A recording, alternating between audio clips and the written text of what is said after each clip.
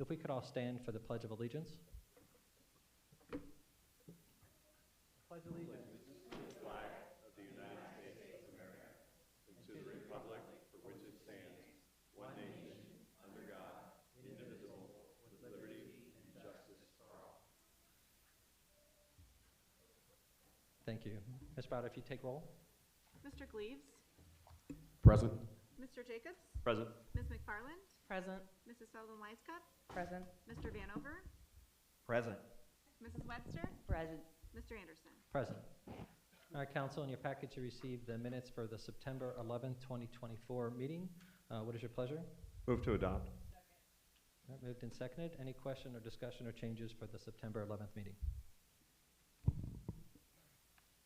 All right, seeing none, all those in favor of approving the minutes as published signify by saying aye. Aye. Opposed? Abstentions? The minutes are approved with 7 affirmative votes. Next, we also had the minutes for the September 18th special meeting that was also in your packet. Council, what is your pleasure? Move to adopt. Second. Moved and seconded. Any questions, discussion, or changes for the September 18th minutes? All right, seeing none, all those in favor of approving the minutes as published signify by saying aye. Aye. Opposed? Abstentions? All right, the September 18th minutes are approved with 7 affirmative votes. All right, we've gotten through the business part, the early business. We can get on to more exciting business now. Next up, we have a proclamation from Mayor Hawkins for Fire Prevention Week. Mayor Hawkins, when you're ready. Thank you, Mr. President. The proclamation reads, whereas the city of Springdale is committed to the safety of its citizenry and all those visiting our community, and whereas advancing fire prevention awareness draws a focus to the serious danger of fires and brings attention to practical ways residents can take action at home to help prevent fire injuries, loss of life, and property damage. And whereas home fires killed more than 2,700 people in the United States in 2022, according to the National Fire Protection Association, and fire departments in the United States responded to 360,000 home fires. And whereas working smoke alarms cut the risk of dying in reported home fires almost in half. And whereas smoke alarms sense smoke well before you can, alerting you to danger in the event of fire, in which you may have as little as 2 minutes to escape safety. And whereas residents should install smoke alarms in every sleeping room outside each separate sleeping area and on every level of a home. And whereas residents will make sure their smoke alarms meet the needs of all their family members, including those with sensory or physical disabilities. And whereas residents should test smoke alarms at least once a month. And whereas residents who have planned and practiced a home fire escape plan are more prepared and will therefore be more likely to survive a fire. And whereas the city of Springdale firefighters are dedicated to protecting lives and property in their service to our community. And whereas the 2024 Fire Prevention Week theme, Smoke Alarms, Make Them Work for You, serves as a reminder to us of the importance of having working smoke alarms in their home. Now, therefore, I, Lawrence C. Hawkins III, Mayor of the City of Springdale, do hereby proclaim October 6th through the 12th of 2024 as Fire Prevention Week. Chief, if you come forward.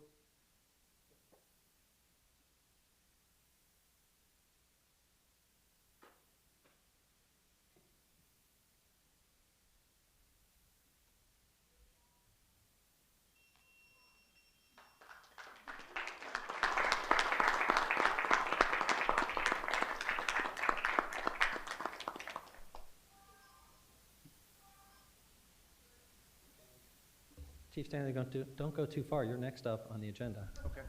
Save you a few steps. I'll grab my notes. I'll be right back. All right.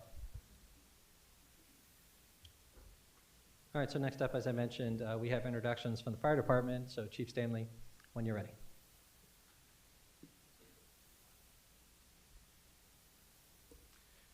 Thank you, Mr. President, council, elected officials, city administration. Thank you for the opportunity to come here and introduce some of our newly hired personnel. So we'll start with Kobe Hooper. Come on up, Kobe.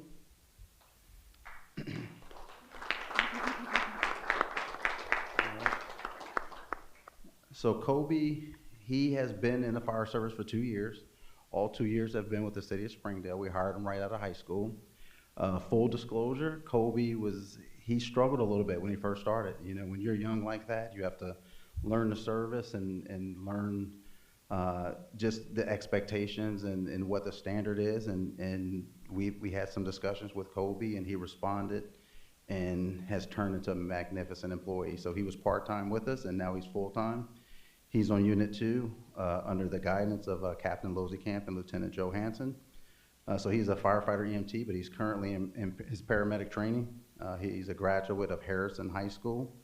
In his free time, he enjoys spending time with his family and friends. He has a young daughter that he loves to death. He enjoys working on projects in his garage and working out. So he comes to work, he doesn't say a lot, he keeps his head down, he works hard, and he's proud of his job, and he does a good job for us every day. And we're really excited to transition him over from part-time to full-time. So he's gonna do a great job for this city and the department for many years. So Kobe Hooper.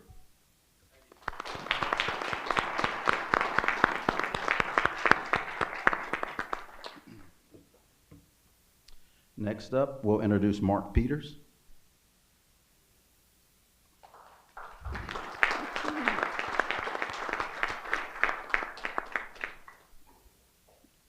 All right, so Mark comes to us. He was already certified as a firefighter paramedic. He was a lateral entry into our fire department, so we were very excited to get him, get somebody in with some experience. We have a really young department now, so anytime that you could add some experience to the ranks, it's really helpful to the operation. So Mark is a graduate of Little Miami High School. Like as I mentioned, he's a firefighter paramedic. He is married with 3 kids. In his free time, he enjoys motorsports, building cars with his father, spending time with his family, and volunteering for his local fire and EMS department with his wife that is also an EMT.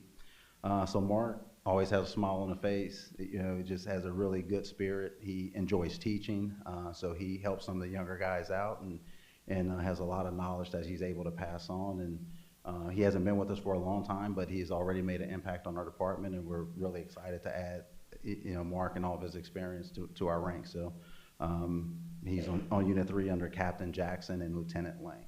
So, thank you.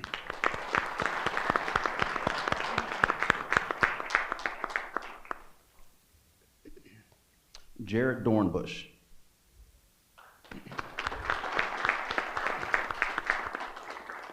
So Jared is also on Unit 3, assigned under Captain Jackson and Lieutenant Lang. So he comes to us with 10 years of experience. He's a firefighter EMT. He's currently in his paramedic training. He's a graduate of Roger Bacon High School. He's married with 2 children. So he has a lot of experience. I heard a lot of good things about him before he came here. Had the pleasure of being on some runs with him, you know, throughout the years. And he's another guy, just comes to work, keeps his head down, and just works. He's been involved in some different projects around the firehouse that's increasing our efficiency, and you know, just he's techie. I'm not. I'm old, so you know. So, but he's helping us out on that side, just really streamlining some stuff for us. So we really appreciate him doing that. In his free time, he enjoys spending time with his family and friends, and also playing softball. But in a short time, he's made a great impact on our department too. We're thrilled to have him. So, thank you, sir.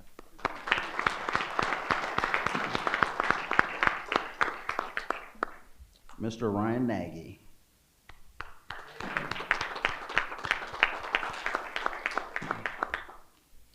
So when I spoke about the youth of our department, Ryan is part of that. So we hired him right out of high school, part-time, and we were fortunate enough to get him full-time. So he's doing a great job for us. He recently completed his paramedic training, so that was a long process. So I know he's really happy to have that behind him. He's on Unit 3 under the leadership of Captain Jackson and Lieutenant Lang. He's a graduate of Fairfield High School. He's not married, he doesn't have any kids, but he does have 2 cats that he enjoys taking for walks. Yes. I'm learning. I'm not a cat person. I didn't know that you walk cats, but I'm learning. So.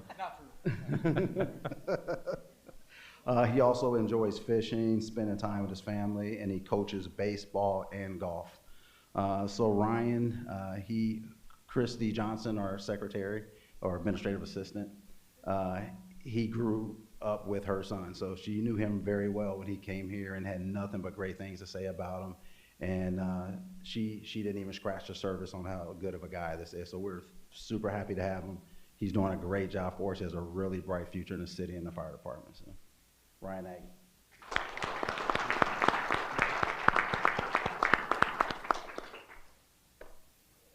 Amari Talley.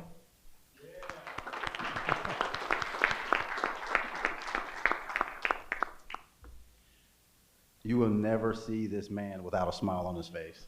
Yeah. So Amari is a great young man. He Springdale Elementary, right? He went to Springdale Elementary. He was a graduate of Princeton High School. He has 2 years in the fire service. Like I said, he always has a smile on his face. He's always positive. He's always looking to just help and, you know, whatever he could do to pitch in. And, you know, he's the type of person that'll never say, that's not my job. Like he'll do whatever needs to be done. He's on Unit 3 under the leadership of Captain Jackson and Lieutenant Lang. So Amari is a firefighter paramedic. He finished his paramedic training shortly after being with us. He enjoys spending time with his family and friends, playing basketball, which he's a really good basketball player. He enjoys playing pickleball, and he loves to travel. He's always taking trips and stuff like that, which is what he should be doing at this age, right? So enjoying his life. But he does a really good job for us. We're really excited to have him as part of our core group of young guys and big future of the fire department here. Amari Talley.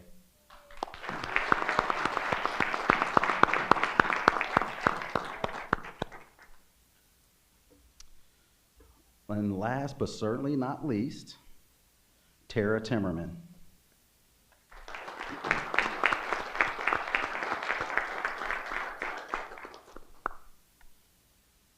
So Tara comes to us with 7 years experience. She was a graduate of Ross High School and then studied business at Beckville College. She originally came to us as a part-time fire inspector. She was a firefighter paramedic at another jurisdiction, so she worked as a part-time inspector, working with the former chief fire inspector, Tom Lindsay. And then she ended up taking over for Tom once he retired. There was a little bit of overlap there, so it was really nice to transition her over in that role. So she's our fire marshal, and she's doing a great job. She's already made some changes that has improved our fire prevention program, which is really exciting. Our open house is Saturdays. That's a shameless plug that I'm giving for our open house, but our open house is Saturday from 11 to 3, and she's been working tirelessly to get everything set up and prepared for that. I'm sure she's a little nervous. It's her first one, but I told her Tom's fingerprints will be on it a little bit, but next year it'll be all yours, you know. So she'll do some great things with that, and she's already made some really great changes. So we're really, really excited about that. In her free time, she enjoys spending time with her family. She coaches and plays soccer, which she really likes that. She participates in fitness competitions and wins different awards and stuff like that for her participation in that. And then she also enjoys creative stuff like drawing and writing in her free time. But she's doing a great job. She did a great job as a part-time fire inspector. You know, she represents the city and the department very well. She has a lot of interaction with our business community. So this position is a very, very important position just to keep the confidence that our business community has in our city and our fire department. So she's very patient, very kind, and very knowledgeable. So we're very excited to have her. So Tara Timmerman.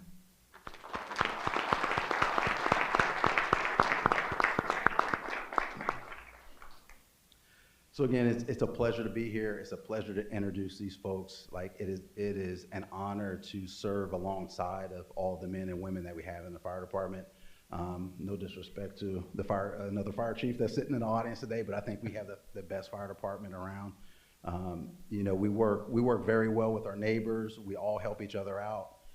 You know, so it's definitely a great job. You know, but we could not do what we do on a daily basis without the support of city administration and council and elected officials. We couldn't do it. So I know you guys love your fire department. We're very grateful for everything that you do, and we try hard every day to make you proud of the department. So hopefully that's the case.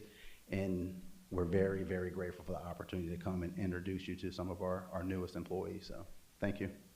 Hang tight, Chief. I think I have a few comments for you here. Mr. Vanderbilt. Thank you, Mr. President. Actually, I'm going to piggyback on Mr. Hawkins' proclamation. Smoke detectors are not a one-time purchase. Spent many years as an electrician, and you have a lifetime of about 8 to 10 years. So just because you have them there, don't let them age out, because they will. And that's one of those things that people aren't told. And that's either the battery ops or the hardwire backups. So just keep that in mind too, because they do a good job. And that's a service that we provide to all our residents. We do not install the hardwire detectors, but we have battery powered detectors that we get donated through Red Cross, and we install those for free for our residents at their request. So. All right, Chief, and you mentioned the support that you get from us. I'm glad you feel that, because I know I speak for everyone here that we do appreciate our first responders, especially our fire department, police, everybody. The work you guys do is always at the front end, and it's usually when people are having the worst days of their lives. And you always represent the city very well, and we really appreciate the work that you do. I know I speak for everyone when I say thank you for the work you do, and best of luck out there, especially to new folks, and be safe. And if you need anything, we're here. Thank you so much, and thank you for the proclamation, Mayor. We really appreciate it. Again, thank you for all that you do for us. It does not go unnoticed. Thank you. Thank you. Now, you guys are welcome to stay and watch us pass laws about taxes and that sort of thing, or you're welcome. We'll take a beat. You guys can go celebrate with your families. Thank you. Thank you.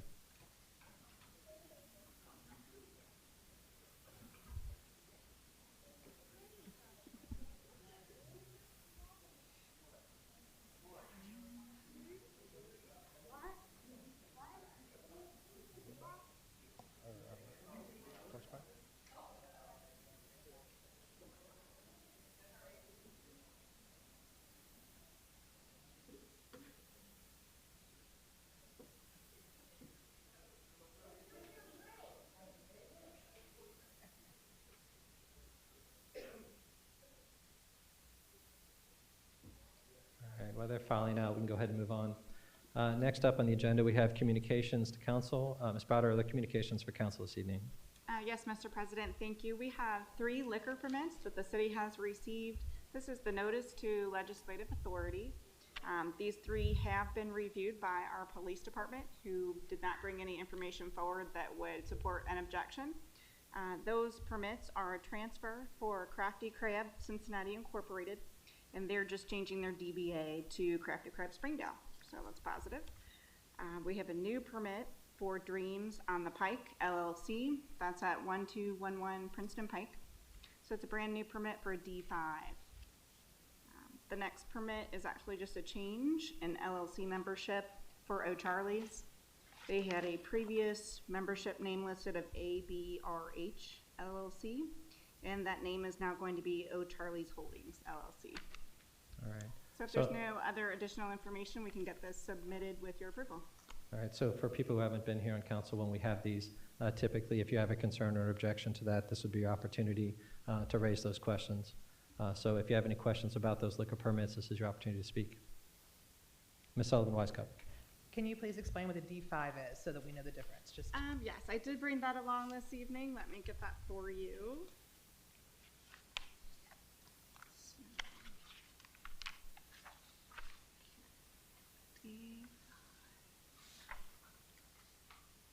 Your D5 allows for on and off sales of beer, wine, prepackaged, low-proof mixed beverages, and on-premise only consumption of high-proof spirits until 2:30 a.m.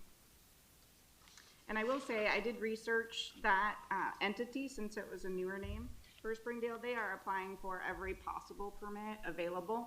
So it sounds like they're just, trying to see what permits they can get. So all the different classes that exist, which is about 6, they've applied for all of those. Those are all pending right now. Any other questions or concerns? All right, I'm not seeing any other questions or concerns, so you can go ahead and file those. Thank you. Thank you. All right, next up we have communications from the audience. This is an opportunity for anyone in the audience that would like to address council for any reason. All you would need to do is come forward to the podium, state your name and address, sign in, and then you'd have up to 5 minutes to speak to council on any matter you like. At this point, the floor is open for communications from the audience. Second call. Third and final call.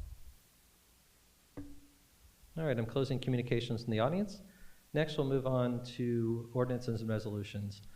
First up, we have ordinance number 52, 2024. This is a second reading. Mr. Jacobs, when you're ready. Ordinance number 52, 2024. An ordinance authorizing the mayor and city administrator to enter into a professional services agreement with CWL Consulting LLC for building official, residential building official, and master plans examiner services for the city of Springdale, Ohio. Whereas building official, residential building official, and master plans examiner services are required by the city of Springdale, the city, and whereas Carl Lamping, as the owner of CWL Consulting LLC, is qualified to perform these professional services for the benefit of the city, and whereas the city seeks to enter into a professional services agreement with CWL Consulting LLC to provide building official, residential building official, and master plans examiner services to the city. Now therefore be it ordained by the Council of the City of Springdale, Ohio, members elected thereto concurring. Section 1, that the mayor and city administrator are hereby authorized to enter into a professional services agreement with CWL Consulting LLC for building official, residential building official, and master plans examiner services for the city of Springdale, Ohio. The agreement, a copy of the agreement is attached as Exhibit A and incorporated herein by reference. Section 2, that CWL Consulting LLC is to perform the services and receive compensation as set forth in the attached agreement. Section 3, that the Finance Officer Tax Commissioner is hereby authorized to pay CWL Consulting LLC compensation for the building official, residential building official, and master plans examiner services according to the terms of the agreement. Section 4, council hereby finds and determines that all formal actions relative to the passage of this legislation were taken in an open meeting of this council, and that all deliberations of this council, and of its committees, if any, which resulted in formal action were taken in meetings open to the public in full compliance with applicable legal requirements, including Section 121.22 of the Ohio Revised Code. Section 5, this ordinance shall take effect on the earliest date allowed by law. Council, you'll note that there was a minor change in the language from the previous reading where we updated the name from Carl Lamping to the LLC that he operates under. That does not require action from us. I just wanted to highlight in case you noticed the change. So having heard the second reading of ordinance number 52, 2024, council, what is your pleasure? Move to adopt. Second. Moved and seconded. Questions or discussion? All right, seeing none, Ms. Browder, if you poll council. Ms. Sullivan-Wisecup? Aye. Mr. Vanover? Aye. Mr. Gleaves? Aye. Mrs. Webster? Aye. Mr. Jacobs? Aye. Ms. McFarland? Aye. Mr. Anderson? Aye. Ordinance number 52, 2024 passes with 7 affirmative votes. And I, for one, am glad that we can still call on Carl Lamping. He has a wealth of knowledge and a lot of experience in this area, so it'll be very helpful for the residents. All right, next up we have ordinance number 53, 2024. This is a second reading. Ms. Sullivan-Wisecup. Thank you, Mr. President. I would like to make a motion for ordinance 53, 2024 to be read by title only for the second reading. Second. Moved and seconded. Questions or discussion? All right, seeing none. Ms. Browder, if you poll council on the motion to read ordinance 53, 2024 by title only. Ms. Sullivan-Wisecup? Aye. Mr. Jacobs? Aye. Ms. McFarland? Aye. Mrs. Webster? Aye. Mr. Gleaves? Aye. Mr. Vanover? Aye. Mr. Anderson? Aye. The motion to read by title only is approved with 7 affirmative votes. And for those that might be interested and weren't at the first reading, the actual ordinance has a great deal of just detailed rules language that can take quite a bit to read. It is available in full text form to anyone that wants to read it. Mr. Jacobs, when you're ready. Ordinance number 53, 2024, an ordinance amending sections 30.03 and 30.05 of the Springdale Code of Ordinances. Council, you've heard the second reading, at least by title, of ordinance number 53, 2024. What is your pleasure? Move to adopt. Second. Moved and seconded. Questions or discussion?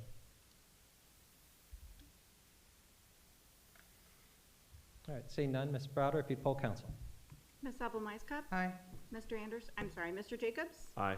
Ms. McFarland? Aye. Mrs. Webster? Aye. Mr. Gleaves? Aye. Mr. Vanover? Aye. Mr. Anderson? Aye. Ordinance number 53, 2024 is passed with 7 affirmative votes. All right, council, next we have ordinance number 55, 2024. This is a first reading. Mr. Jacobs, when you're ready. Ordinance number 55, 2024, an ordinance amending section 153.252 F6C of the Springdale Code of Ordinances, regulating the husbandry of fowl, rabbits, and bees. Whereas the Council of the City of Springdale, Ohio Council previously adopted regulations that prohibited the husbandry of fowl on any property in the City of Springdale, the city that was less than 3 acres in size. And whereas council seeks to revise the regulations regarding the husbandry of fowl on property located in the city, and whereas council held a public hearing regarding these amendments on October 16th, 2024, and the Urban Farming Committee is recommending their approval. Now therefore be it ordained by the Council of the City of Springdale, Ohio, members elected thereto concurring. Section 1. Section 153.252 F6C of the Springdale Code of Ordinance shall be amended in its entirety as follows. F6C, husbandry of fowl, rabbits, or bees shall be regulated as follows. 1. Rabbits or bees may be raised or kept on a residence owner's for a residence owner's use on any single family residential property in the city that is greater than 3 acres in size. Any structure for housing rabbits or bees may only be located in the rear yard and shall be at least 100 feet from the property line. 2, no more than 6 hens may be raised or kept on any single family residential property in the city. The property on which the hens are raised or kept must be 1/4 acre or greater in size. No roosters may be raised or kept on any property in the city. Fowl may not be raised or kept on any residential property for any commercial use. Fowl must be confined to the rear yard area by fencing or a chicken coop at all times. A chicken coop must be screened from view from adjacent properties with a combination of fencing and or landscaping and shall not be more than 30 square feet in area and 7 feet tall. The chicken coop may only be located in the rear yard and shall be at least 15 feet from any property line. Enclosure and chicken coops must be kept in a clean, dry, odor-free, and sanitary condition. A chicken coop shall not be considered when determining the total number of accessory structures on a property. A non-transferable permit must be obtained from the city by the property owner.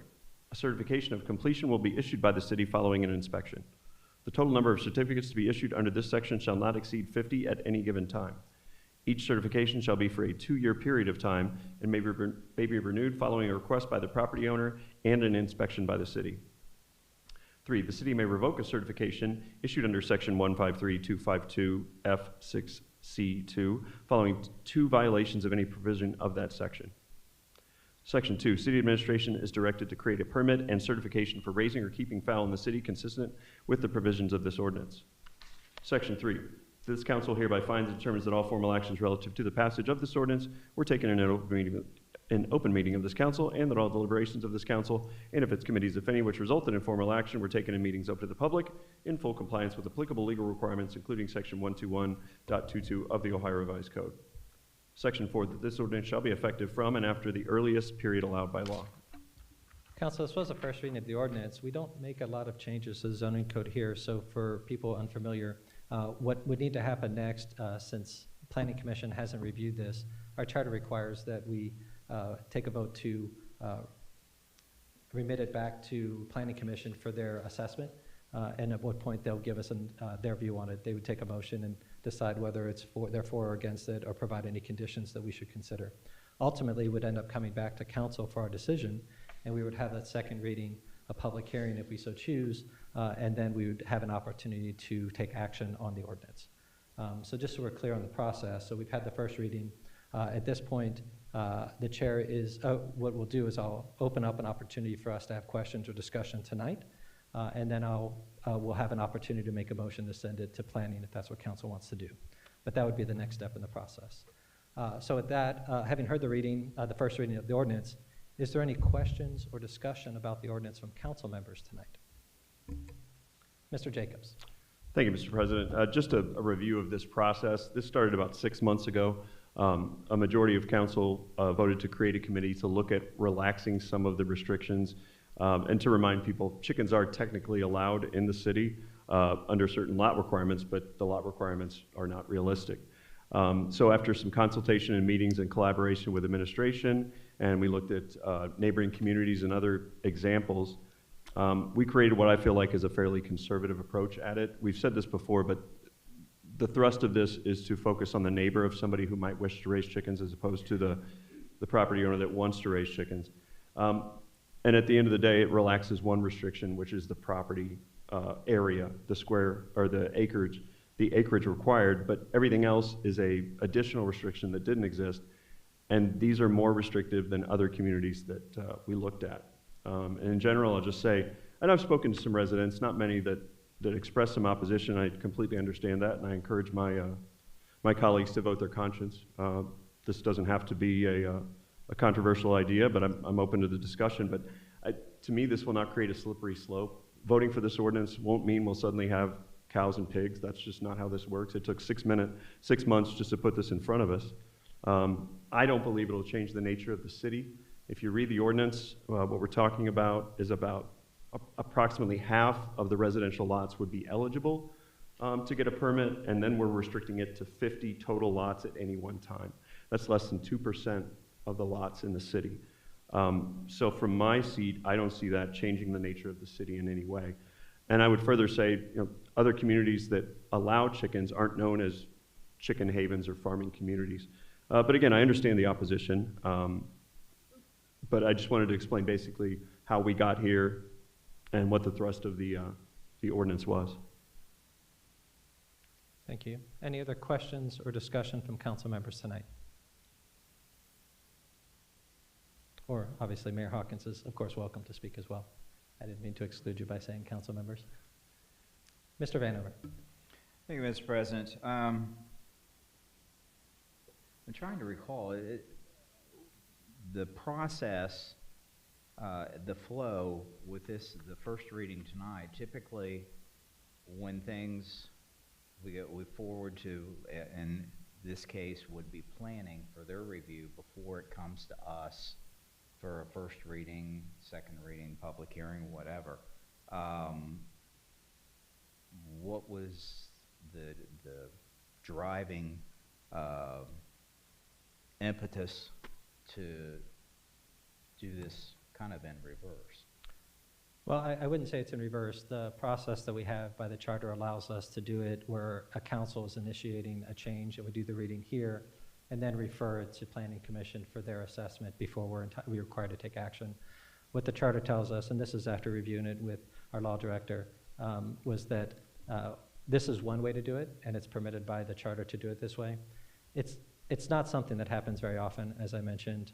Typically, zoning changes are pretty infrequent, and when they do, they typically come as large bundles, and those tend to start at a different point. This was an ordinance or direction that started from a council special committee.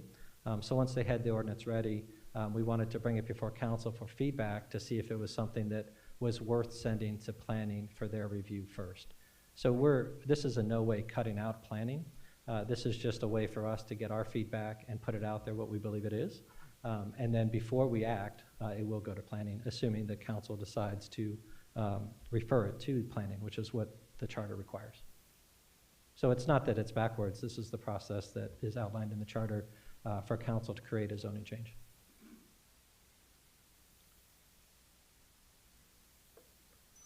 Mayor Hawkins. Thank you, Mr. President. And I just want everybody, council as well as everybody else to understand process-wise, much like a preliminary plan that may go through Planning Commission. Planning Commission could say no to a preliminary plan, and then that matter's going to come before council. Whatever council does is what it's going to be. This is the same way. Planning Commission can say yes, like this, recommend this to council. Could say no, we don't recommend this to council. They could change the document that was read here tonight and say we recommend this to council. When it comes to council, council gets to do whatever council wants to do. So council can sit there and change it back, change it to something else that you haven't seen, talked about. Council's got the flexibility and freedom to go through that. And I think, Mr. Vanover's alluding to, a lot of times we see the text amendments would come through Planning Commission, they come by council. I think at the end of the day, council's going to be making a decision on what it's going to be and the content thereof, regardless of what Planning Commission does. But it'll be, because it's a text amendment, Planning Commission is going to get to give their input to council. It's only something that's a recommendation or advisory, but council's going to do whatever it wants to do. And it's worth noting in all the committee meetings, we had our law director present, and he drafted this ordinance and was aware of the agenda before it was added here. So it's not that this was in any way, I guess I'm just reacting to the word backwards. It is unusual. We don't typically make a lot of zoning changes, so it feels different. But he assures us that the process we're using is appropriate. And I don't know if the stand-in for the law director wants to confirm that or not.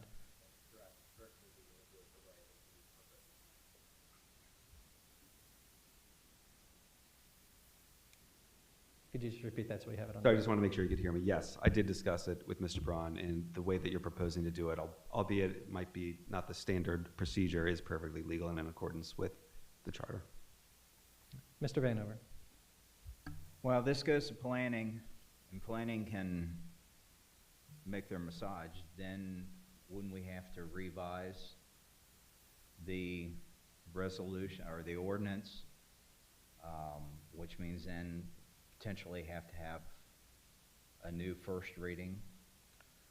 So it's certainly possible, depending on the recommendation that comes back, it may or may not require an additional reading. And I don't want to speak for Planning Commission.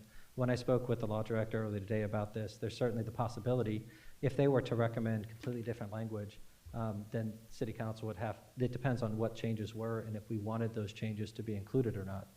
What we get back from the Planning Commission is a recommendation based on what was referred to them. So what we'd be doing is referring this ordinance back to them.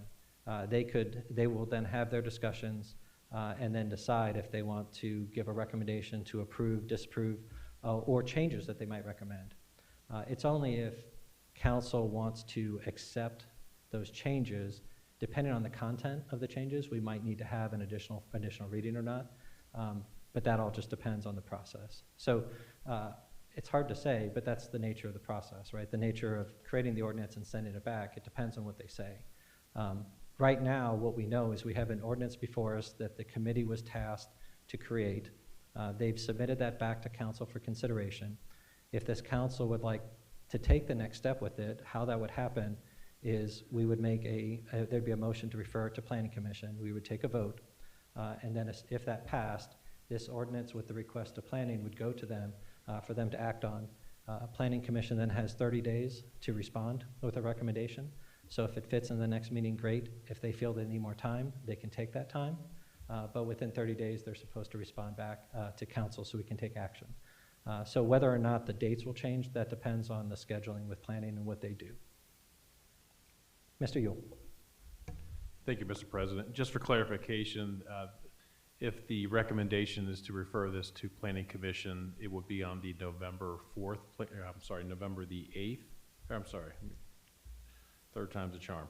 November 12th Planning Commission meeting. And the reason behind that is the 15-day notice period of a potential change. Yeah. So it would be before Planning Commission on November the 12th, which with a letter recommendation coming back to City Council December 4th. After their 15-day period as well. So we can go back. That's the normal process, but I think there's a separate timer that we have to address where they're required to respond with a certain number of days. Mm-hmm. So if they're not able to add it to an agenda, it might require a special meeting if we refer to them. So we can take that offline with the law director and see if we need to do that. My only concern is I remember there being a 30 or 45-day response time. And the challenge is if they don't respond in that time, it's assumed to be permitted or recommended, and then council can take action without the advice of planning. I would hate to be in that situation because they have a lot of experience that we want to draw on. So the exact timing after this, we'll have to figure out based on what Planning Commission's availability is. So we'll have to talk to the chair there and see what they want to do. Ms. Sullivan-Weiskamp. Thank you, Mr. President. Our chair will not be at our meeting next week, so we won't know until he returns from being out of town. So once we have that, I'm sure they'll get back with you or with Mr. Yule or the mayor. Yeah, and the vice chair is certainly able to make those decisions in his absence. And again, this isn't a hair on fire emergency, right? So if we need to make some adjustments so we can get the advice we want, council has the ability to do that. We're not required to act at the end of that 30 days. We just have the ability to act. So if the schedule works out that we can't get it on there and council is willing to wait, we can wait until we get that feedback. I was just explaining what the requirements are, just so everyone's aware, because this is a new thing. But I think we do want their feedback. So if they're able to give it to us in that meeting, great. If not, council in our next meeting can decide, right? Because we'll know in our next meeting if they're going to be able to have that discussion before our November meeting. So we can have that discussion under old business at our next meeting for how we want to handle the zone change. Again, we're not trying to push any of this on the city. The process has been going on for 6 months. We've had a lot of meetings with a lot of discussions with a lot of people. We're just trying to keep the process moving forward. So this is where we're at right now. Any other questions or discussion? All right, so at this point, the chair is open to a motion to refer this to Planning Commission, ordinance number 55, 2024, to planning for their assessment. I'd like to make a motion to refer it to planning. Second. Moved and seconded. Questions or discussion about the referral? I know that was a lot. It's a new process for a lot of people, so thank you for hanging with us. Seeing no lights, Ms. Browder, if you would poll council on the motion to refer ordinance 55, 2024 to Planning Commission for their review. Mrs. Sullivan Wisecup. Aye. Mr. Jacobs. Aye. Mr. Gleaves. Aye. Ms. McFarland. Aye. Mr. Vanover. Aye. Mrs. Webster. Aye. Mr. Anderson. Aye. The motion to refer ordinance 55, 2024 to planning for their review is approved with 7 affirmative votes. Thank you for hanging with us during the process. And again, as I mentioned, we can work with planning to figure out what the next time the council should take adjustments or amending. I know one of the things that the dates are important to is we talked about having a public hearing and getting feedback from the public. So as soon as we can get that date narrowed down, that timeline, I'd like to be able to publicize that so people who have opinions have an opportunity to come in and share their views on it. Because it's not tonight. I mean, anyone can come in anytime and during audience communications and share their views. But specifically on this ordinance, we want to make sure we get those dates publicized. All right. That's it for ordinances and resolution. At this point, we'll move on to old business. Is there any old business anyone on council would like to bring forward? Mr. Jacobs. Thank you, Mr. President. I had a question for administration. At a previous meeting, there was concerns raised about loitering in a bus stop on West Kemper. I wondered if there was any updates on maybe addressing that issue and how things were going. Mr. Yule. Thank you, Mr. President. Yes, that issue has been resolved. We have not had any future or any current issues or problems with that same individual with that at that particular location. Great. Thank you. Good. Any other old business? All right, seeing none, if we can move on to new business. Is there any new business anyone on council would like to bring forward? Mayor Hawkins.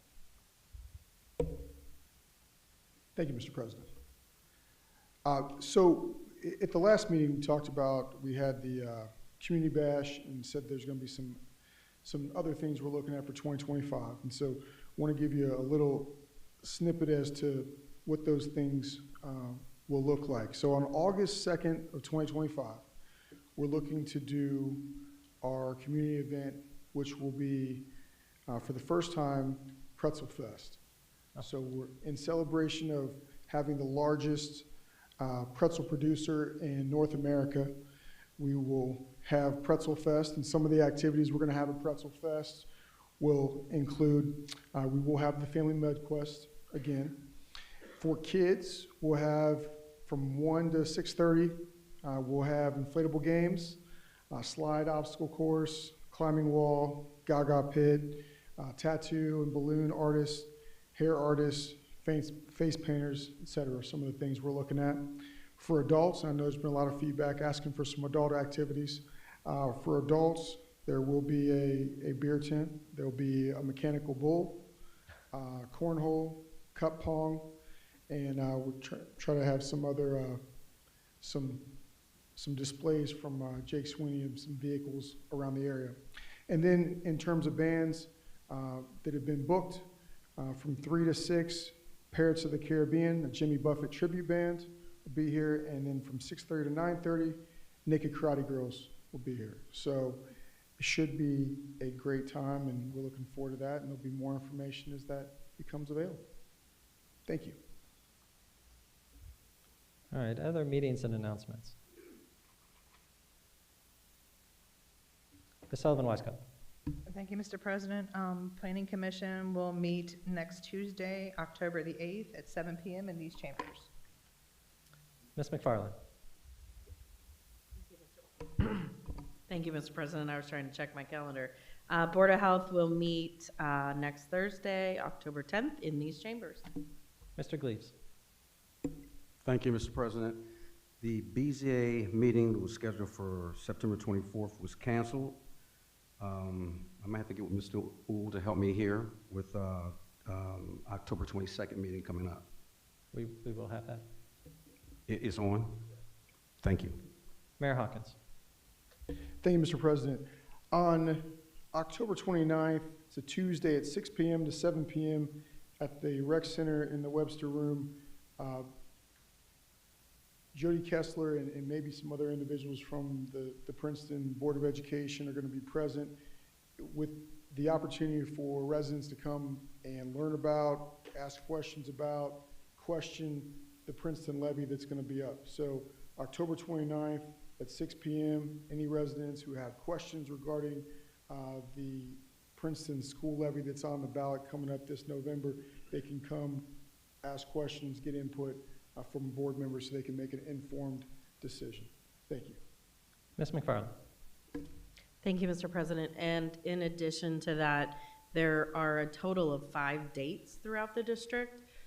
If you are not able to attend the October 29th, there will be published dates for in other communities, and they did say you don't have to be a community resident to attend those. Mr. Yule. Thank you, Mr. President. Just 2 quick announcements. The document shredding event will be taking place this Saturday, October the 5th, from 9:30 a.m. to 12:30 p.m. down at the community center.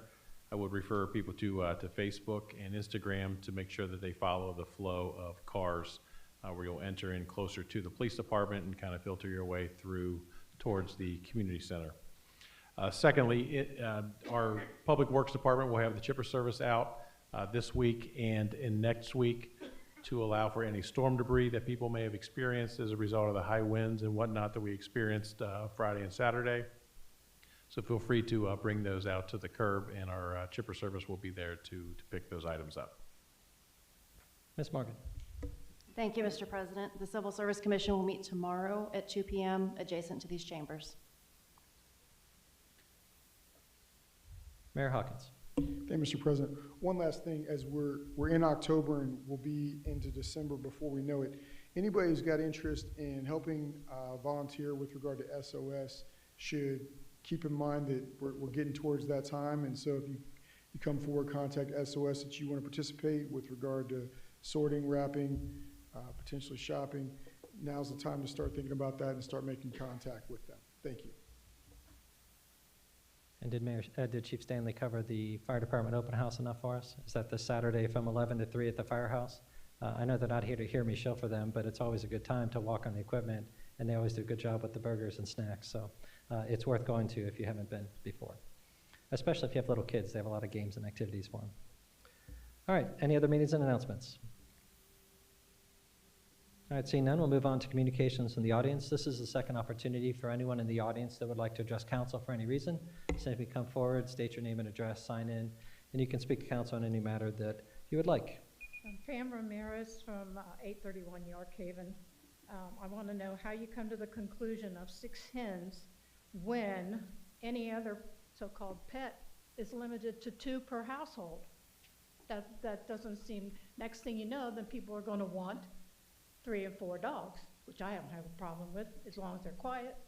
But chickens aren't quiet. But I just want to know how you come up with 6 instead of 2 if they're considered pets. Mr. Jacobs. Thank you, Mr. President.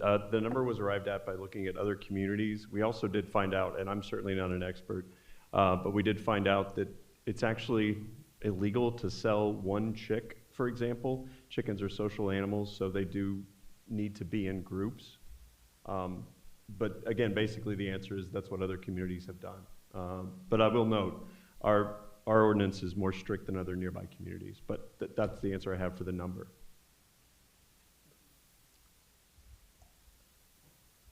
Floor still open. Donna Vanover, 11982 Tavel Court. We already have chickens and roosters in our neighborhood. They're running up and down the streets. So they're not contained now. So is the new ordinance going to take care of that? Mr. Jacobs. I think partially that's a question I would like administration to attack as well. And I will note that we worked with administration in trying to craft the legislation. But what I've also learned as part of the committee is there's been 20 instances of chickens being reported to the city.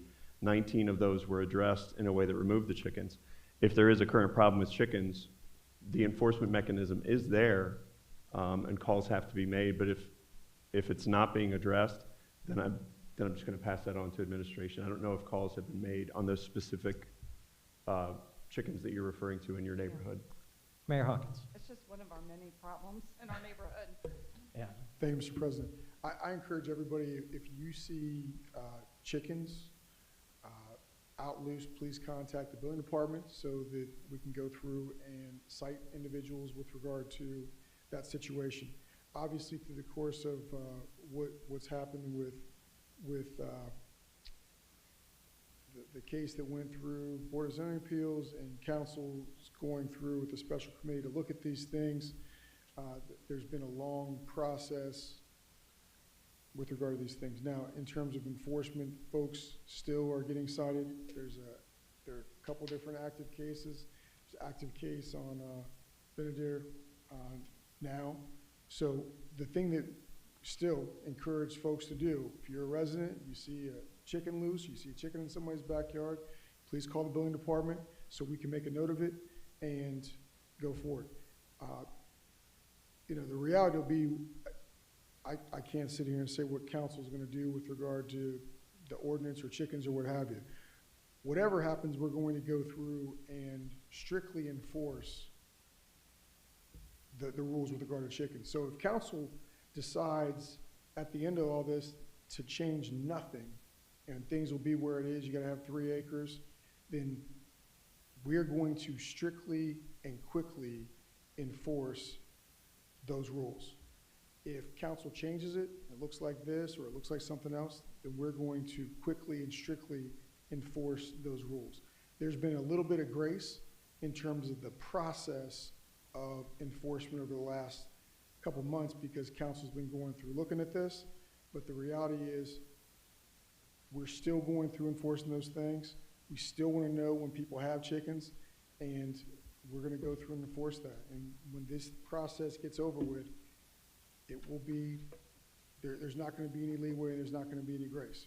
You're either going to be in compliance with what our current law is now if council changes nothing, or whatever the law is going to be if council changes the law. But we're not going to play around with it. It's been too long, and I've heard too many residents who've been upset for a long time. So even before this, I had reference with a resident who was up in Beacon Hills who was upset about her neighbor having chickens. And I told the building department because she didn't want to come forward with regard to it, but it's been something that's gone on for a long time. So folks have gotten a little bit of grace, but we are, in terms of the process of them getting into the mayor's court because they haven't fixed the problem, but we want to know if people are violating things, please let the building department know because we're going to be taking note of it, and whatever council ends up doing, believe me, we're going to be strictly enforcing it. So if you see it, please let us know. Yes, so the building department is responsible for at least enforcing that part of it because it's inside the house. If they're running down the street, it's different. At some point, the police get involved just like they would with like a dog, an escape dog, something like that. They've gotten involved in those cases too. I will add to that, one of the challenges that when I've talked to residents who say, well, what do you mean I can't have chickens? It's because so many of the neighboring communities have it, some people just assume that it's like, of course it's legal. It's just the thing that people do now. That's not the case in Springdale, and they're learning that through these enforcement activities. So it's been a challenge. And some of that, the time that it's taken to get to this point is, to Mr. Vandover's point, one of the reasons why we're trying to keep the process moving and have the reading tonight and refer it to planning as quickly as we can so we can get on with the decision, right? This doesn't have to be contentious. It might be contentious, it just depends. But we want to get to resolution of what the city's position on chickens is. And the longer it takes to do that, the more we have this interstitial period where people we're asking for enforcement, which in a lot of cases means killing or removing the chickens, and that's difficult because a lot of people see these as pets or domestic animals. So it's difficult for us as just people to walk in and say, even though we know we're voting on this in a month, you have to kill your chickens today. So that's why we're struggling. So I know I appreciate the bit of grace and the patience the residents have as we resolve it, but I know right now it's not a comfortable position for anyone until we get a resolution. Well, and in our neighborhood, it's not just the chickens. It's the downfall of the neighborhood. In the last 5 years, the neighborhood, I mean, people are parking in the yards.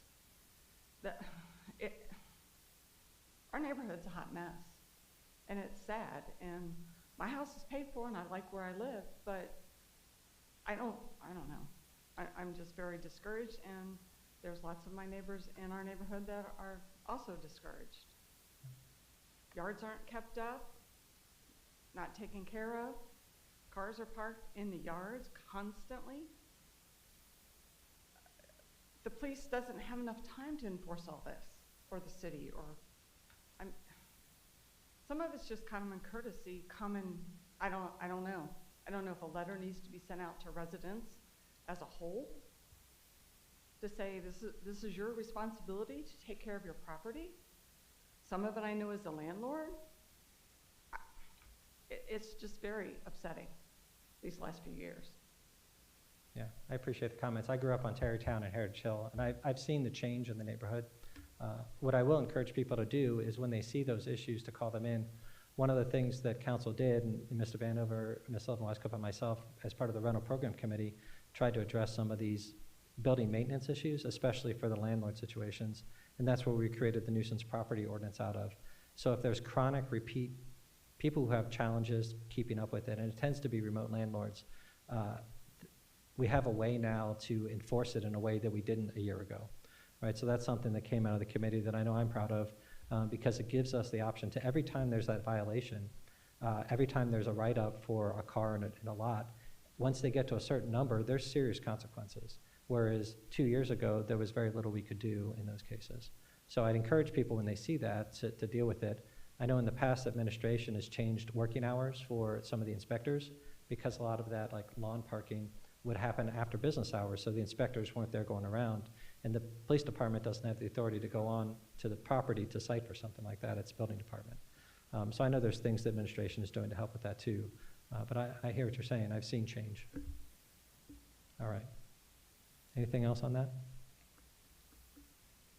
All right, the floor is still open for communications from the audience, if anyone else would like to address council.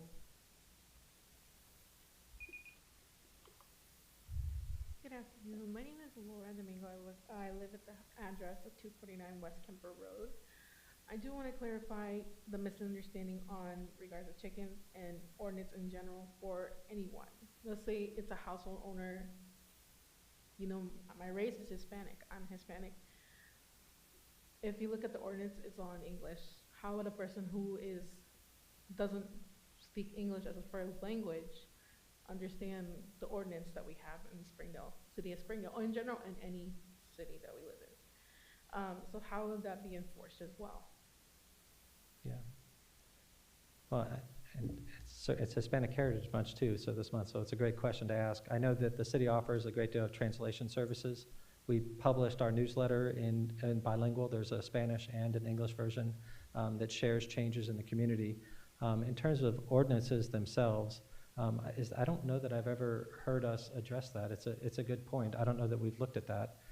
Is that something that we've addressed before? Mr. Yule? Thank you. I don't know that when you select a language for your web browser, I don't know that it's able to convert a PDF. I don't believe so. In some websites it does, some websites it doesn't. Let's say someone who's an iPhone user, sometimes it doesn't, depending on the website the person created. Yeah. I'm not sure for the Springdale website if it does. I know you have to select the language, but in regards to that, I don't know, like on Facebook, there is communities, people who do newsletters for our Hispanic community. So to understand the ordinance and everything in regards of the question of chickens, I think it would be best to know like the communities who do newsletters for the Hispanic community, to inform them, hey, is this something you can notify the community for something, for a better change in general? Because there's new things that you guys explained today. I didn't know at first. I was contacted on regards of this issue. I didn't know, just because I usually read everything in Spanish. I speak English, read English, study here, but I'm more comfortable reading in my own language. Sure. Yeah. I appreciate that, and it's certainly an opportunity. I'm sorry. Go ahead, Ms. Bradley. Could I suggest, if there are people that are creating newsletters as a way of translation, if they are able to go to our city website and subscribe to our newsletters and subscribe to our council meeting packets, they could then make that information available to you. Not that we won't create another avenue, but that's certainly something they could do in the near term. Well, and I'll do one further. I know something that I'm certainly open to talking with anyone that's running a regular newsletter. I know I publish a website. I maintain a website where I try to keep people up to date on ordinances like this. Yeah. It is English focused, but I'm certainly available to have those discussions if there's a contact or a way that you think would help reach that community. It's certainly something we can do. I'll also add, council has a communications committee, right? So we have a group that's dedicated, like that's available to deal with outreach or even communication, like if there's something we have to do differently. So I guess what I'm saying is thank you for bringing it to our attention. I think we need to have some discussions to see if we can do better in that. But I will say in the meanwhile, if you have questions or if there's somebody that would be good to communicate these types of things, you can reach out to me. My email address is on the city website. I give you my card if you want, phone number, and you just need to tell us what types of things you'd be interested in. I don't mind doing one-on-one communications for that stuff. And I know other people in council have done that themselves with people in their districts. So it's just a matter of making a connection with your local council rep or one of the at-large reps, and we can work something out for sure. Thank you. Yeah. Mr. Gleaves. Thank you, Mr. President. Thank you so much for coming down. It's very good information. I just want to share with you that I ran at large, and they gave me the ability to see the whole city. And I talked to a lot of people that were having issues with the language barrier. My question to the community and everybody, if you want to get involved and you bring this forward, do you know anybody that would want to help? Would you be willing to help?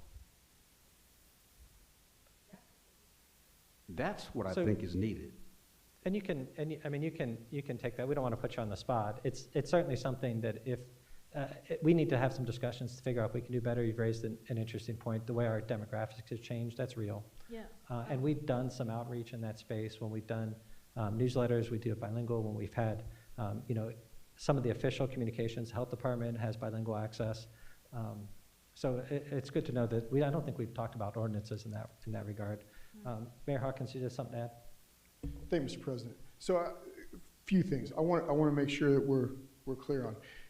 For a number of years, our health department, Commissioner Matt Clayton's done an outstanding job with regard to outreach, with regard to our Hispanic community, and making sure that they, one, feel included, two, they are aware of resources and aware of things that are going on in terms of involvement.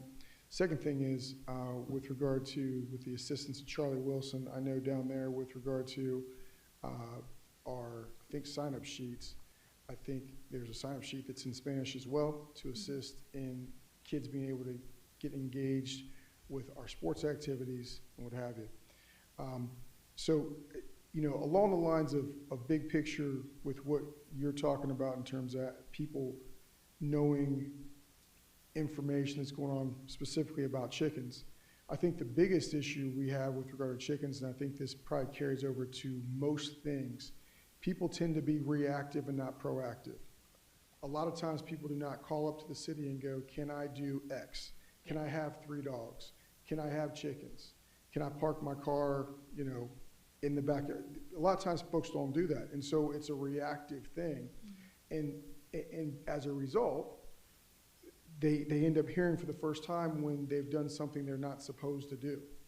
If someone came up here that spoke Spanish, English, German, French, you pick the language, and they asked the question, we would manage that some kind of way in terms of getting them information. The big problem is folks don't ask. It's reactive. And so we will do what we can do, whether it's meetings, newsletters, a website, to try to get information out. But not everybody reads the newsletter. Not everybody's on Facebook or looking at our website. And so unfortunately, people don't always get the information because they're not looking for it, they're reacting to it. So that's really the big thing. Folks need to be a little bit more proactive, or just ask the question if they've got it. If someone comes to the city and asks a question, we'll get the answer to you, even if you're not speaking English. We'll find a way to do that. But I think those are 2 different issues. Yeah. Anyway, thank you for bringing that to our attention. I don't think ordinances is something we've talked about in bilingual. Administration has done a good job with outreach. That's something that we can take a look at. It just hadn't occurred to us, and that's our mistake, I think. Mayor Hawkins.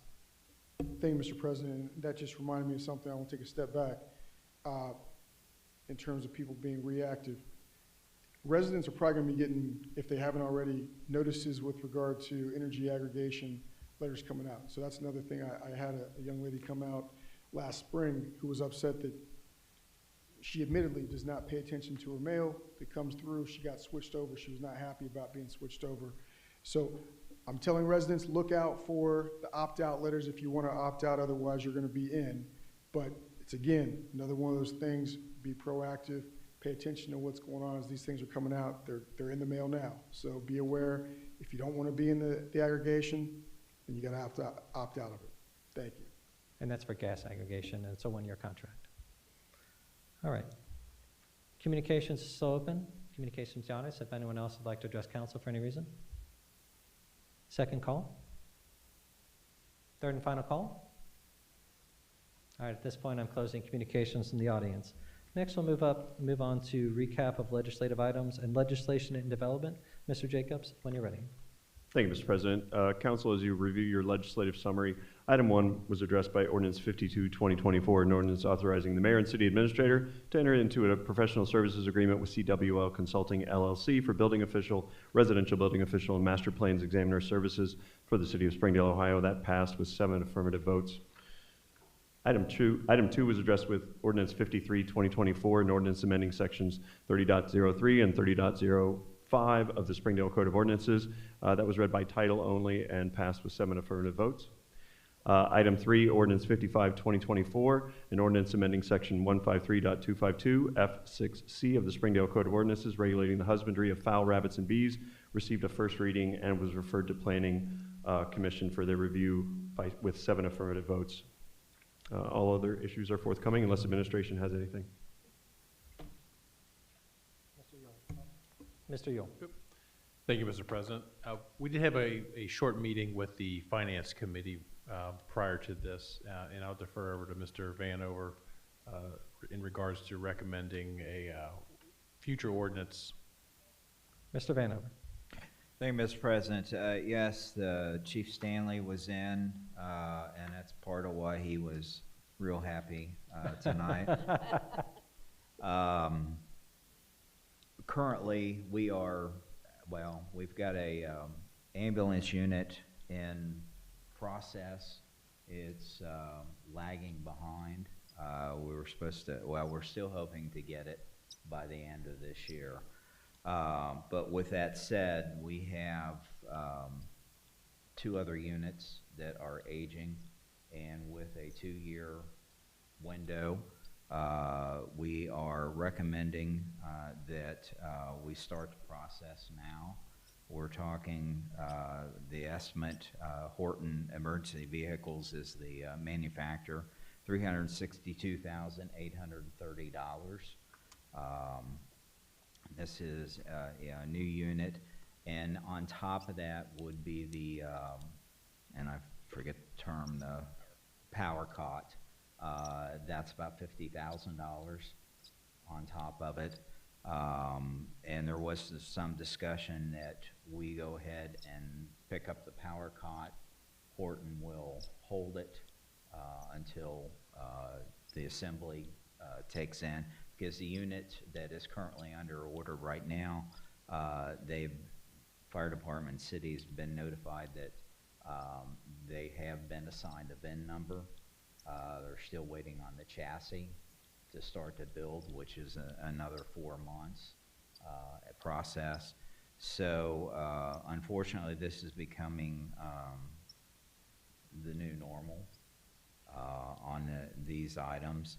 So Ms. Webster and I, as Finance Committee, recommend that we bring this to council with our full recommendation that we have an ordinance in the works. So you've got that. All right. Any other legislative items to be requested by council or administration? legislative items? All right.